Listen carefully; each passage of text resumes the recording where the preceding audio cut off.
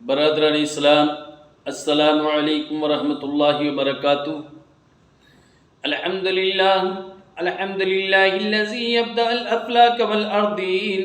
والصلاة والسلام علی من کان نبیا وآدم بین الماء والطین،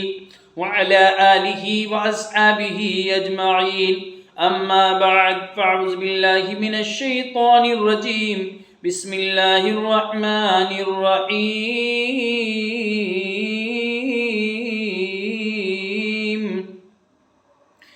ألم تر كيف فعل ربك بأصحاب الفيل ألم يجعل كيدهم في تضليل صدق الله العظيم وصدق رسوله النبي الأمين الكريم ونحن على ذلك لمن الشاهدين والشاكرين والحمد لله رب العالمين۔ میری ملت کے نوجوانوں، میں نے جس آیت مبارکہ کو اپنا عنوان تقریر بنایا، آئیے اس کا ترجمہ پیش کرنے سے قبل فرط عقیدت اور جوش محبت کے ساتھ سرکار ذی وقار احمد مختار شفیع روز شمار کے دربار گہربار میں عقیدت اور محبت کے ساتھ درود شریف کا نذرانہ پیش کریں اور پڑھیں بآواز بلند: اللہ رب محمد صلی اللہ علیہ وسلم، نحن عباد محمد صلی اللہ علیہ وسلم، صلاۃ و سلام علیک یا رسول اللہ صلی اللہ تعالی علیہ وسلم۔ میری ملت کے نوجوانوں، میں نے جس آیت مبارکہ کو اپنا عنوان تقریر بنایا، اس میں پروردگار عالم ارشاد فرماتا ہے: الم تر کیف فعل ربک باصحاب الفیل، اے محبوب، کیا آپ نے نہیں دیکھا کہ آپ کے رب نے ہاتھی والوں کا کیا حال کیا؟ الم یجعل کیدہم فی تضلیل، کیا ان کا داؤ، ان کا پلان، ان کا منصوبہ تباہی میں نہ ڈال دیا؟ وارسل علیہم طیرا ابابیل، اور ان پر پرندوں کی فوجیں بھیجیں، ترمیہم بحجارۃ من سجیل، کہ وہ پرندوں کی فوجیں ان پر پتھر برساتی تھیں، فجعلہم کعصف مأکول، اور ان پرندوں کی فوجوں نے ابرہہ اور ابرہہ کے بعد لشکر کو بنا دیا ایسے جیسے کھایا ہوا بھس یا کھائی ہوئی کھیتی کی پتیاں۔ میری ملت کے نوجوانوں، میں نے جس سورہ مبارکہ یعنی سورۃ الفیل کا ترجمہ آپ کی سماعتوں کے حوالے کیا ہے، اب اسی سے متعلق میں کچھ آپ کے سامنے عرض کرنا چاہتا ہوں اور اسی سے متعلق کچھ بتانا چاہتا ہوں کہ اس آیت مقدسہ کا یہ تو ترجمہ تھا، اب اس کا شان نزول کیا ہے، یہ کس لیے نازل ہوئی اور اس کے اندر کیا کیا باتیں پنہا ہیں، پوشیدہ ہیں۔ تو میری ملت کے نوجوانوں، ابرہہ نام کا ایک بادشاہ گزرا ہے جو یمن اور حبشہ کا بادشاہ تھا۔ اس کے دل میں ایک لالچ آیا اور اس نے یمن کے اندر، اپنی سلطنت کے اندر، اپنے ملک کے اندر ایک صنعہ یعنی ایک کنیسہ، عبادت خانہ، گرجا گھر بنوایا، اور اس کی تھنکنگ، اس کی سوچ یہ تھی کہ جس طرح دور و دراز سے لوگ مکہ المکرمہ کی سرزمین پر آتے ہیں اور کعبۃ اللہ کا طواف کرتے ہیں، کعبے کا حج کرتے ہیں، اور جس کی وجہ سے مکہ المکرمہ کو انکم حاصل ہوتی ہے، بینیفٹ حاصل ہوتا ہے، تو وہ انکم مجھ کو ہونی چاہیے، اس کی سوچ یہ تھی۔ اور اسی بات کے پیش نظر اس نے اپنے ملک کے اندر ایک کنیسہ یعنی گرجا گھر تعمیر کرایا، اور اس نے یہ اعلان کر دیا کہ اب لوگ اس کا طواف کرنے کے لیے، اس کا حج کرنے کے لیے آئیں۔ جب یہ کنیسہ یعنی عبادت خانہ اس نے بنوایا تو عرب کے لوگوں کو یہ بات بہت شاک گزری، بہت ناگوار گزری۔ تو بنی کنانہ کا ایک شخص یمن پہنچا، اور یمن پہنچنے کے بعد اس نے اس گرجا گھر کو، اس کنیسے کو نجاست سے آلودہ کر دیا، یعنی قضائے حاجت کی، پاخانہ کیا اور اس سے اس کنیسے کو لت پت کر دیا، آلودہ کر دیا۔ جب اس کا پتہ چلا اس ابرہہ بادشاہ کو، اور اس نے نجومیوں کو بلایا، نجومیوں کے ذریعے سے پوچھا، تو نجومیوں نے بتایا کہ ایسا لگتا ہے کہ اس وقت ملک کے اندر عرب کے کچھ لوگ آئے ہوئے ہیں، مکے کے کچھ لوگ آئے ہوئے ہیں، اور ممکن ہے کہ انہوں نے ہی یہ کام کیا ہو۔ تب ابرہہ بادشاہ کو طیش آیا اور غصہ آیا، اور اس نے قسم کھائی کہ میں کعبۃ اللہ کو منہدم کر دوں گا اور اس کی اینٹ سے اینٹ بجا دوں گا۔ اس نے، روایت میں آتا ہے کہ 1,60,000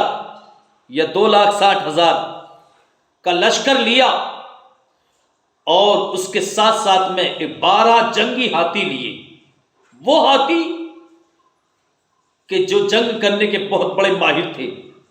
کہ جس فوج کے اندر بھی وہ ہاتھی گھس جائیں، اپنے قدموں کے نیچے وہ ہاتھی اس فوج کو کچل ڈالیں۔ 12 جنگی ہاتھی لیے اور 1,60,000 یا 2,60,000 فوج اپنے ساتھ میں لی، اور لینے کے بعد مکہ المکرمہ کی سرزمین پر، مکہ المکرمہ پر اٹیک کرنے کے لیے، حملہ آور ہونے کے لیے، چڑھائی کرنے کے لیے روانہ ہو گیا۔ یہ ابرہہ بادشاہ اپنی فوج کو لے کر مکہ المکرمہ کی سرزمین سے کچھ دوری پر اس نے پڑاؤ ڈالا، اور پڑاؤ ڈالنے کے بعد اس کا جو اگلا دستہ تھا، کچھ لوگ تھے، انہوں نے مکہ المکرمہ کی چراگاہ پر اٹیک کیا، اور وہاں جو مکے کے لوگوں کے مویشی جانور چرا کرتے تھے، اونٹ، بھینس، بکریاں وغیرہ، ان کو یہ چرا کے لے آئے،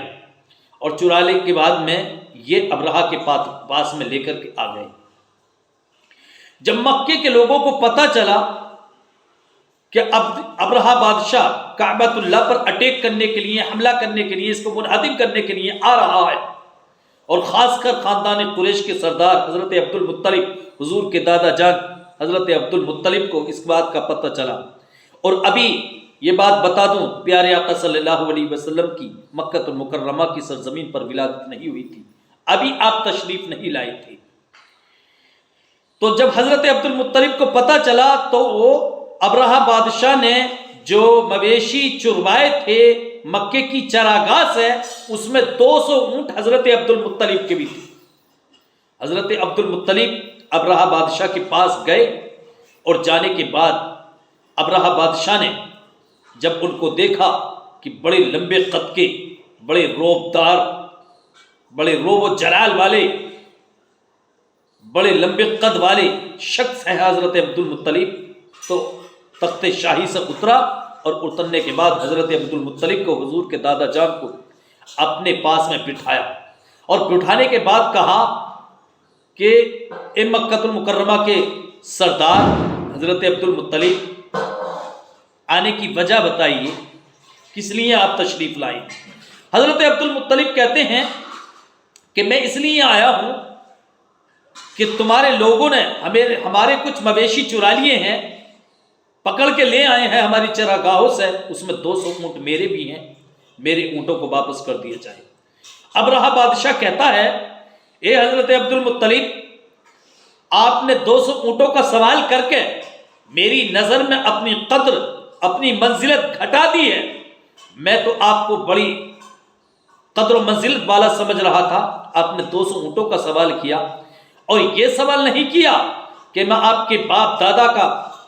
وہ عبادت خانہ جس کو کعبۃ اللہ کہا جاتا ہے، میں اس کو منہدم کرنے کے لیے آیا ہوں، اور میں اس کی اینٹ سے اینٹ بجانے کے لیے آیا ہوں، اور میں اس کو جل سے ختم کرنے کے لیے آیا ہوں کہ وہ مکہ المکرمہ کی سرزمین پر بالکل نہیں رہے گا۔ آپ نے اس کے بارے میں کوئی سوال نہیں کیا۔ قسم خدا کی، حضرت عبد المطلب حضور کے دادا جان جو جواب دیتے ہیں سنہرے حروف سے لکھنے کے قابل، جواب دیتے ہیں، اے ابرہہ بادشاہ، تجھے معلوم ہے ہر شخص اسی کے بارے میں بات کرتا ہے جو جس کا مالک ہوتا ہے۔ میں کعبے کا مالک نہیں ہوں، کعبے کا جو مالک ہے خدا وہ جانے کعبے کو، میں صرف اپنے 200 اونٹوں کا مالک ہوں،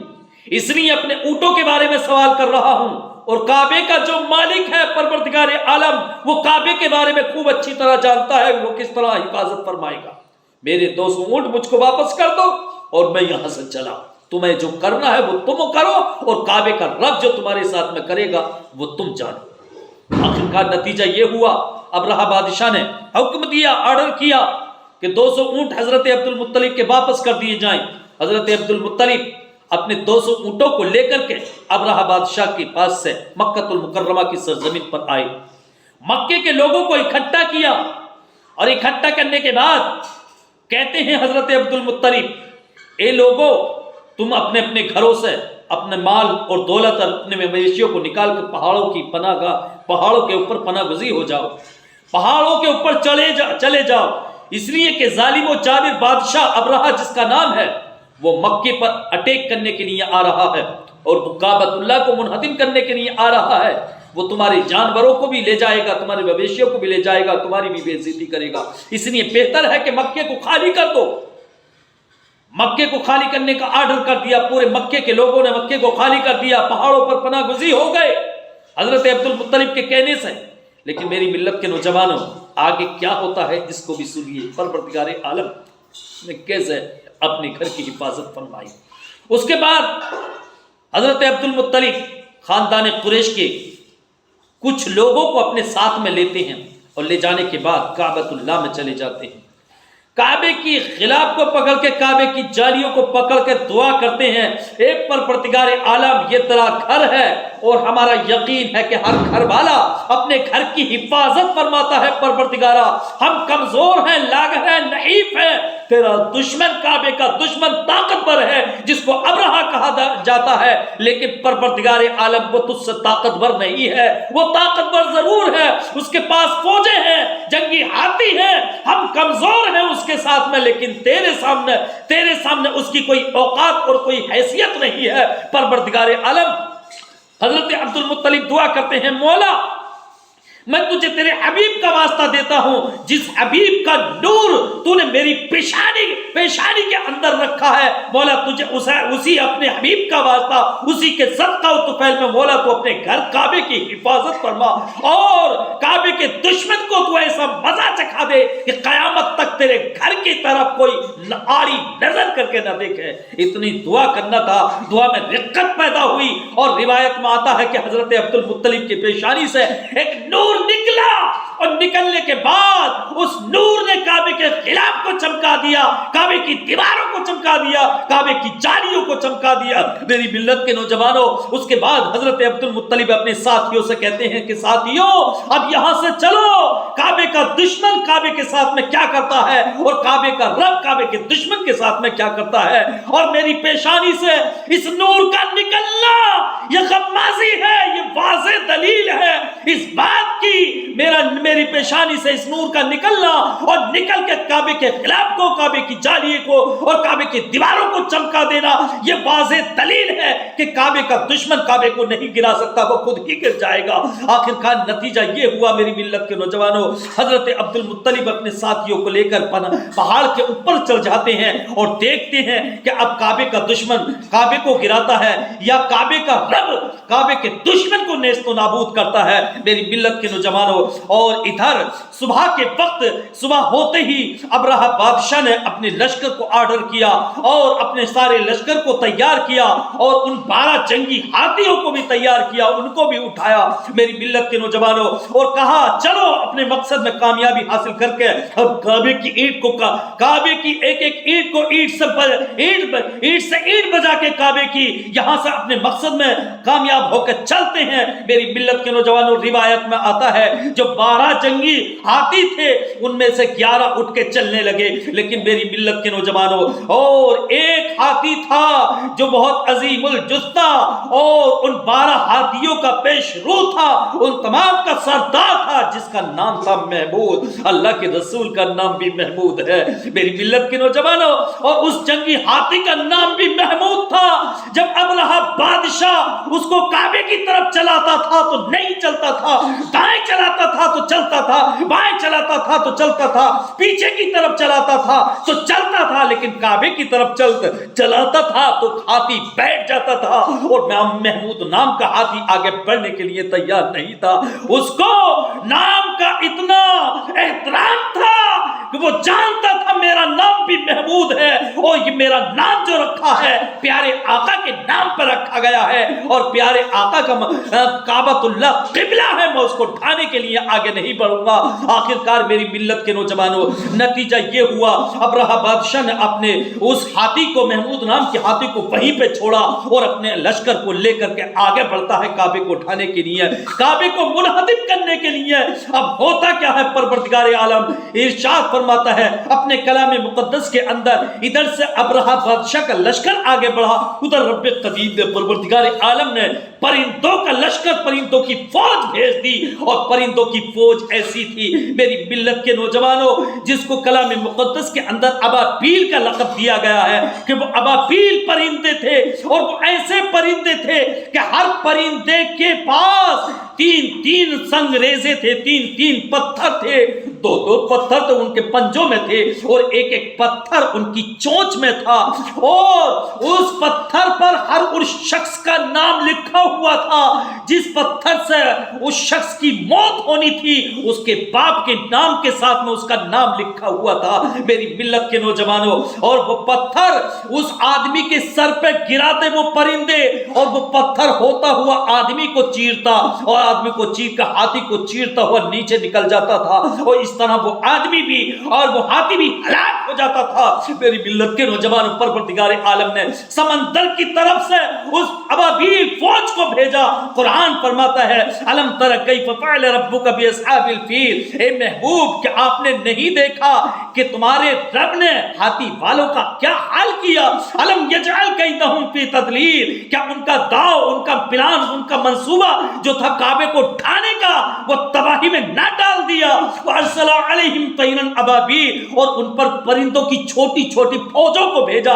چھوٹی چھوٹی ٹکڑیوں کو بھیجا جو سمندر کی جانب سے آئی تھی، اور وہ پرندوں کی چھوٹی چھوٹی فوجیں کیا کرتی تھی؟ ترمیہم بحجارۃ من سجیل، وہ پرندوں کی فوجیں وہ ابرہہ بادشاہ اور اس کے لشکر پر پتھر برسا رہی تھی، فجعلہم کعصف مأکول، پھر ان پرندوں کی فوجوں نے پتھروں کے ذریعے سے ابرہہ بادشاہ اور اس کے لشکر کو ایسے بنا دیا، فجعلہم کعصف مأکول، جیسے کھایا ہوا بھس ہوتا ہے اور کھائی ہوئی کھیتی کی پتیاں ہوتی ہیں میری ملت کے نوجوانوں۔ اسی کو پروردگار عالم نے ارشاد فرمایا ہے اے محبوب کیا تم نے نہیں دیکھا کہ تمہارے رب نے ہاتھی والوں کے ساتھ میں کیا حال کیا؟ ان کا داؤ، ان کا پلان، منصوبہ خاک میں نہ ملا دیا پرندوں کو بھیج کر، اور وہ پرندے پتھر برساتے تھے، اور پتھر برسا کر ان پرندوں نے پورے ابرہہ بادشاہ کے لشکر کو نیست و نابود کر دیا میری ملت کے نوجوانوں۔ تو پروردگار عالم صلی اللہ علیہ وسلم،